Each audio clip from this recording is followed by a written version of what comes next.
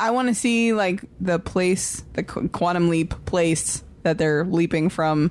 I want to see Ziggy. I want to see more on that side. That's just me. Hopefully we will. I'm looking forward to it. You know the future. I know a little bit about it.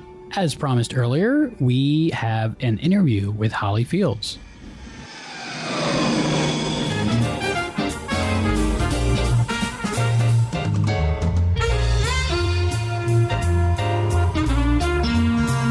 You know her as Jill from Camikazi Kid, and you might also know her from a lot of her film work and her extensive TV career. And she's also done a lot of voice acting as of late. So if you've played a Shrek video game or a Star Wars video game in the last few years, you definitely know her voice. Jill from Camikazi Kid, Holly Fields. Hi, how are you? Good. Great to have you on here. Great to have you on here. Thank you. It's fun to be on here. Quantum Leap is one of my favorite shows ever, so I'm very proud to represent it. We have that in common. Oh, good. We reviewed the show you were in a couple episodes back, and we really enjoyed it and thought you were really good in it. Oh, thank you so much. It was so much fun. I almost ended up not doing it, actually. So that's. How did that happen? Well, I had auditioned that day for a TV series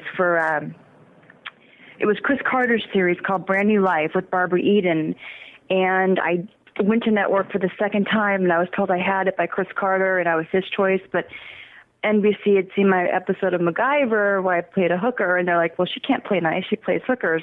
Meanwhile, I'm the opposite of the hooker. I'm the nice girl. But so I was so devastated, so I had this audition for this new show called Quantum Leap. I had never heard of it. The sides didn't make sense to me because 1 minute he's called Sam, and then Cam, I thought it was like a mistype, and I almost didn't go on the callback, and I did, thankfully, and no one had heard, it was the third episode ever, so I went and I got it, and I am so thankful for going on that. What was it like, your experience filming Quantum Leap? Oh, it was so much fun. I was just a kid. I was 13, and I had the best time ever. Scott Bakula and Dean Stockwell are two of the nicest guys I've ever worked with, and I've worked with a lot of great actors and nice people, but Scott, by far, is one of the kindest men ever. So it was pretty exciting, pretty fun, and the crew was incredible. Don Belisario is really well known for picking out a fantastic crew that gets along, and just a very happy set. Do you have any funny stories of things that happened during the filming? I do, actually. Yes, it was my first kiss ever. So I am getting to kiss Scott Bakula on screen. He's very, very tall. And so they had to put me on apple boxes. So we're at the train station in Los Angeles, and I'm on this apple box and dressed in 1950s clothing and doing the kiss. And it's my first kiss. My mom's there taking photos behind a tree, and just very, very, the whole crew is watching you. And I was so scared because I had never kissed anybody, and I was the kid, and he was so sweet about it. And more fatherly, which was strange, but just it was very embarrassing. And then they knew how embarrassed I was about it, so I thought they were joking when they said we have to film the kiss again. I'm like, yeah, right. And they said, no, we have all this stuff behind it, and it was the first time they ever had him disappear during a kiss, so we actually really had to reshoot it. So we're reshooting it at Universal with the sky in the background so they could make him disappear easier. And they were doing Dick Tracy next door, so Madonna was there, Warren Beatty, the whole crew and cast had just gotten out for lunch, so they're all there now watching the kiss. Wow! Because we're in the back lot between sound stages filming this kiss up against the sky, and so embarrassing. And I just worked with Madonna on a Pepsi commercial, so she came over to say hi, and that was pretty cool. And so my first kiss was in front of like about 300 people, and I'm standing on apple boxes, and it was my mom taking photos.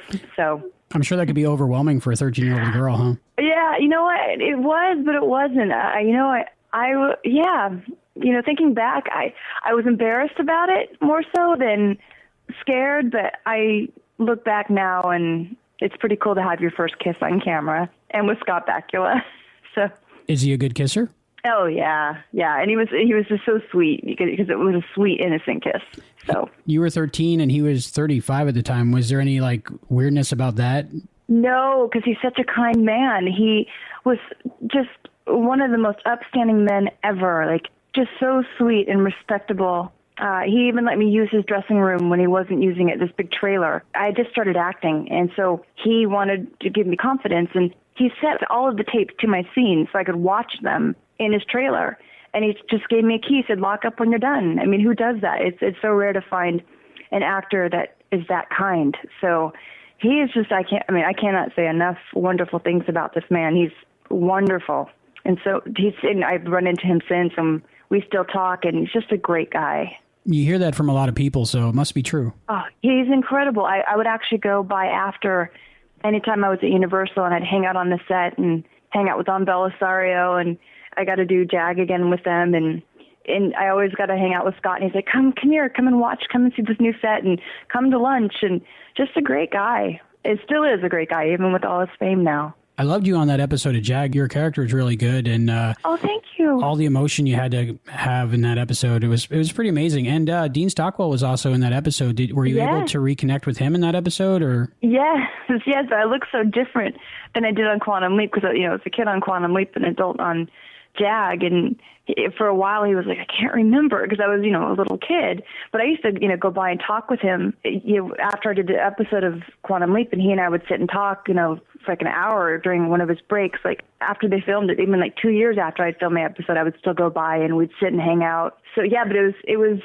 so much fun reconnecting with him and Don. I love Don Belisario too. If he likes somebody, he seems to keep recasting him in all his projects, so that's a good thing. Yes, he does. He tried to cast me again in Quantum Leap, actually, 2 episodes after I had just done, I think two or three, I had just done the Camikazi Kid, and they couldn't find a girl for this next episode they were casting, and they had me come to Universal to just wait while they had the callbacks, and they said, if we can't find anybody, you're going to go right to wardrobe, and then we're filming the next day. So I came and sat and waited, but they found Amy Foster, who was fantastic. So I was bummed, but I was happy for her. So, what was it like to work with Jason Priestley?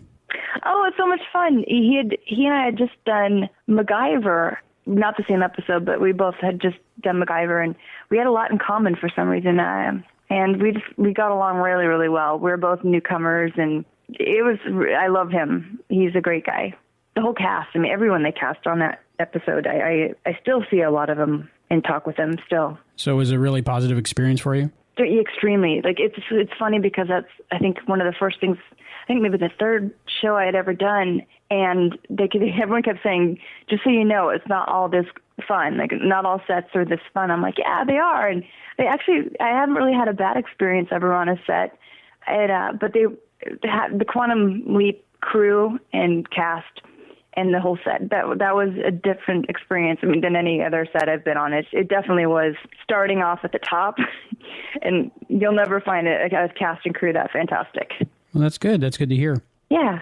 When you were filming the scene, when your character, Jill, was installing the nitrous oxide in the car, did they give you direction that they were going to speed up your voices to make it sound like helium? No, they had explained to us what was going to happen, but they didn't tell us how it was going to be done. I'm not sure if they knew at the time. Well, maybe they did, but they didn't tell us about it. They did say they didn't tell us exactly how it was going to happen, but they said we're going to change it a bit. So just do it like a normal scene, and we'll take care of it. Cool. We have some questions for you from our listeners that they sent in. Cool. This question is from Peter. He asks, as someone who is playing off Scott Bakula, did you ever meet or interact with the real Cam? Oh, no. You know what, too? Did I? Gosh. The character playing Cam, the real Cam, I didn't actually. Everything was all my scenes were with Scott. This question is from Andrew. You've had a lot of roles over the years, with vocal work being more prevalent as of late. What type of work do you prefer and why? Well, I was on the OC, recurring on the OC, and I had a really bad car accident, so I actually kind of messed up my back. So I had to take a break for a while with on camera, which is why I got more into voiceover. And thankfully I got really lucky and it took off. In voiceover, you make more money than on camera. It's crazy. You go in, you don't have to worry about what you look like or anything. And it's more based on your voice. So it's actually harder to get, but I got really lucky.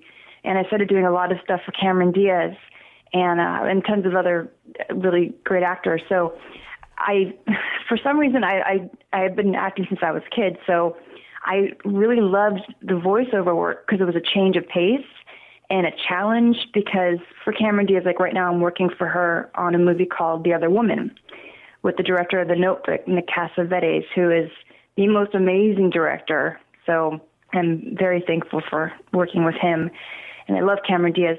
But it's challenging because you have to, do well acting, of course, for them, and sound like them, and watch their lips and copy what they're saying all at the same time. So I'm liking the challenge. I love challenges. So I'm actually, I'm doing a lot of films right now. I went back to acting last year for on camera, but I really love the voiceovers. I love working on Star Wars more than anything. And I loved working on Shrek, too. That was so much fun. Yeah, you did a lot of work for Shrek. Tons of work. Yeah, a lot of it's on IMDb. I think I've done like 300 something. I don't even know how many projects for Shrek for all over the world. And it's so much. I love the character Princess Fiona, and I just adore Cameron Diaz. So that's been such a fun job. I guess when you can voice match someone that well, pretty much the character, you own it. Yeah, it's scary. I'm voice matching her now. I just started I've been doing it, for 2 months now for The Other Woman, and her voice has changed. So it's been a major challenge because she's in this. She plays edgy, and they keep telling me, make your voice more, not so sweet, because I'm used to Princess Fiona, and she's got the sweet voice. So I learned Cameron Diaz's voice for that. So now her voice has changed. So I'm having to adjust my voice to be edgier. So it's just such a fun job. It's hard to explain how it works, but you just go in, and it's very stressful, actually, because it is only your voice. You're not getting to act with your face or your body. You just stand there and put an earphone against one ear and have to sound just like them. And there's so much more to it than on camera acting. And you did voice matching for Drew Barrymore as well, right? Yes. Yes. That was fun for Beverly Hills Chihuahua. And yeah, she's awesome. I went to high school with her, so that was pretty cool getting to voice her. And Brittany Murphy, who was one of my best friends, and Leslie Mann, and Jennifer Love Hewitt. I've Paula Abdul. I've voice matched a lot of people. It's so much fun trying to get into sound like somebody else. It comes from singing. I've sung my whole life, so it's fun. I can match pretty easily. It's some people easier than others. Yeah, because those people don't really sound a lot alike. So to be able to No, they don't. No, Drew Barrymore and Cameron Diaz do, but yeah, their other ones have been pretty hard, but it's a fun challenge. So I love doing it. And you did many other roles. I was looking at your IMDb and going back and watching old episodes of things and realizing I'd seen you in them, like Alf and Charmed. Yeah. What was it like working with Alf? Oh, Alf! Oh, that was actually an interesting experience because there were a lot of people trying to direct. Like, I had the director telling me to play it just the way I was playing it, but the guy playing Alf didn't want me to play it a certain way, and then the producers wanted it an opposite way. So I remember doing that show thinking, oh my God, this is so stressful, because everyone was telling me to play it opposite than the other person. So one person was telling me to play it kind of, she was more like a dingbat kind of character. But then the guy playing Alf was like, don't play it like that. So I was having like 5 different people telling me how to play it, and they were all telling me how to play it differently. So that was a very stressful situation, but fun. A lot of people remember you from that episode of Charmed where the guy was trapped in the painting. Yeah, I was actually supposed to be the youngest sister on Charmed. That was a hard one. I had that part. The middle sister actually is who I was supposed to play. And then Holly Marie Combs decided she wanted to play it. And she was Shannon Doherty's best friend, so I was told all of a sudden I wasn't going to play it. So they tested me for the youngest, and I was told I had it. And then they hired a girl that was under contract with Warner Brothers. And then she decided after the pilot, she didn't want to do the show, so they called me and said, can you start on Monday? And this was a Friday. And I said, we have one other person that we're interested in and she's a very big name actress. And I was like, okay, I understand. And they didn't tell me who. And it was Alyssa Milano. So she said yes to it, so I didn't get to do it. So I was really bummed because it would have been so much fun doing that show. I had a blast doing it, but I do love Alyssa Milano. So I totally understand, and I loved working with her. But that was a hard thing, getting told you had the show and then not getting it 3 times, actually. So, ouch. Ouch, yes. But I've had that happen a lot. There's been so many shows. Like, I passed on Stargate. Oh, that's my goodness. Ever. Yeah. I've made a lot of mistakes. What character did you go up for in Stargate? It was any role I wanted. I had done MacGyver for them. It was Michael Greenberg. And he and I were speaking one day, and he said, hey, do you want to be on Stargate? And I have this thing where I don't want anyone to ever think I'm their friend to get a part.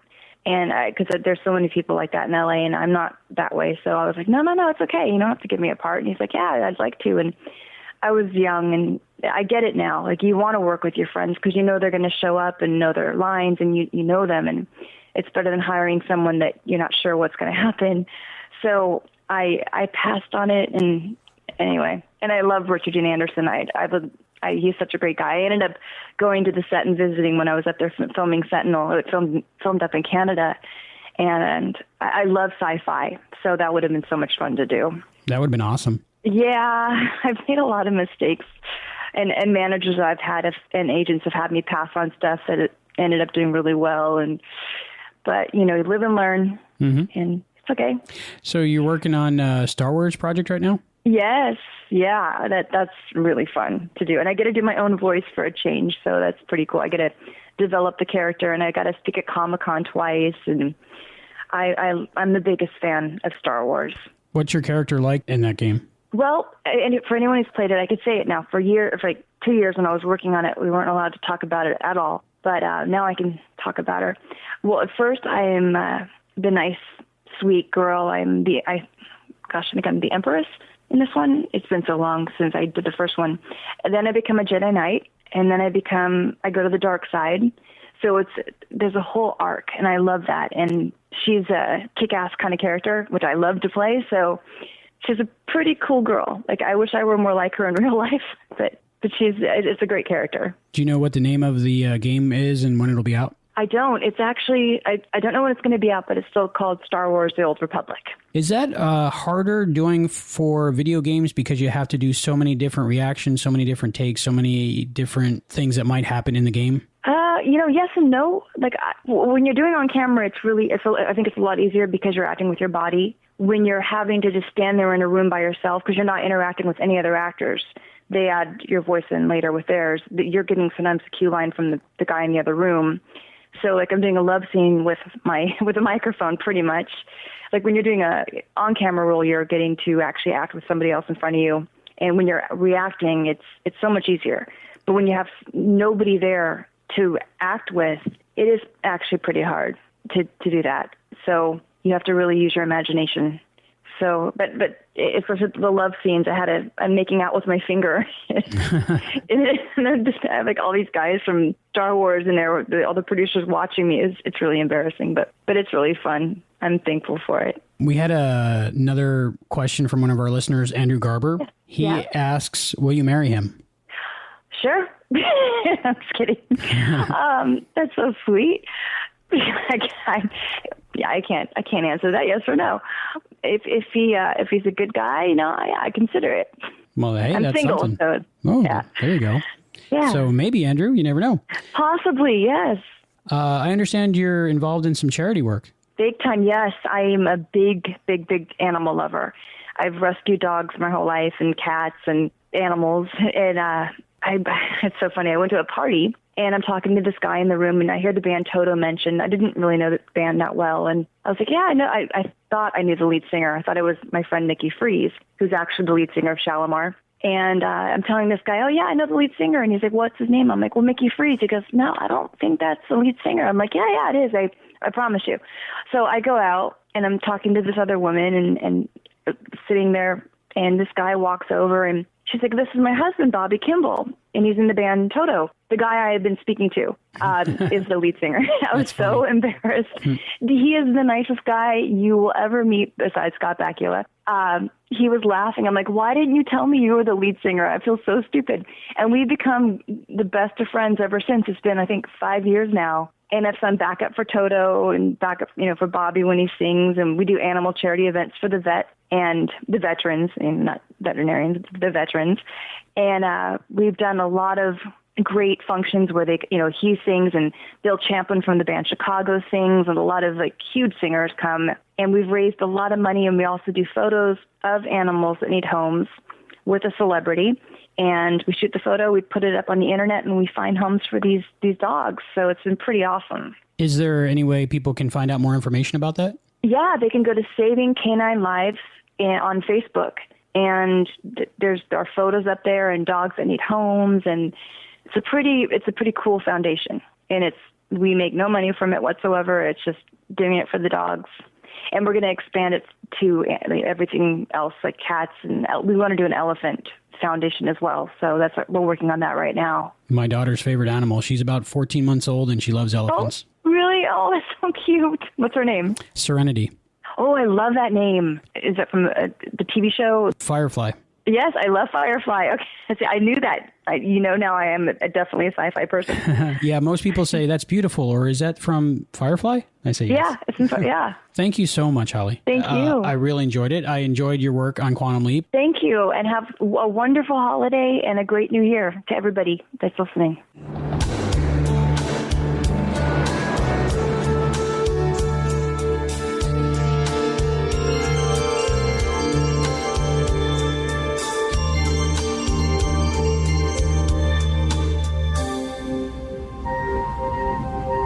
I am so jealous that you got to interview her. She seems awesome. Yeah, she was a pleasure to talk to. Such a nice person. We emailed before the conversation, and she was nice in email, and she was so nice on the phone. Just a great person overall, and great stories about, first kiss and first on-screen kiss all at the same time with Scott Bakula, and she said Scott Bakula was a great kisser, so now we know.